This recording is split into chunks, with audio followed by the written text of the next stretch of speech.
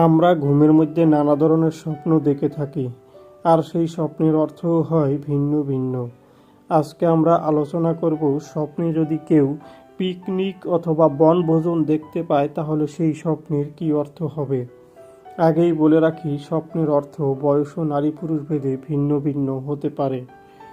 কেউ যদি স্বপ্নে দেখেন পিকনিকে যেতে, তাহলে ওই ব্যক্তি খুব শীঘ্রই ভালো কোনো খবর অথবা সংবাদ পাবে, এমনটা বোঝায়। যদি কোনো ব্যক্তি স্বপ্নে দেখেন পিকনিকের আয়োজন করতে, তাহলে ওই ব্যক্তির মনের ইচ্ছা পূরণ হবে, এমনটা বোঝায়। যদি কোনো ব্যক্তি স্বপ্নে দেখেন পিকনিকে গিয়ে আনন্দ উল্লাস করতে, তাহলে ওই ব্যক্তির টাকা পয়সা অপচয় হওয়ার সম্ভাবনা আছে। যদি কোনো ব্যক্তি স্বপ্নে দেখেন পিকনিকে গিয়ে রান্না করতে, তাহলে ওই ব্যক্তি কোনো বড় ধরনের কাজে যুক্ত হবে, এমনটা বোঝায়। যদি কোনো ব্যক্তি স্বপ্নে দেখেন ঘুরতে গিয়ে হারিয়ে গেছে, তাহলে ওই ব্যক্তির কাছে ওই ব্যক্তির মনের মানুষ ধরা দিবে, এমনটা বোঝায়।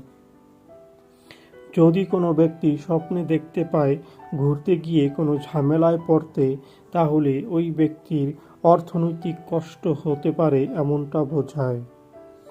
যারা যারা আমাদের ভিডিওটি দেখেছেন তাদেরকে অসংখ্য ধন্যবাদ। সবার কাছে অনুরোধ থাকবে, আমাদের চ্যানেলে নতুন হলে আমাদের চ্যানেলটি সাবস্ক্রাইব করে আমাদের পাশে থাকার জন্য।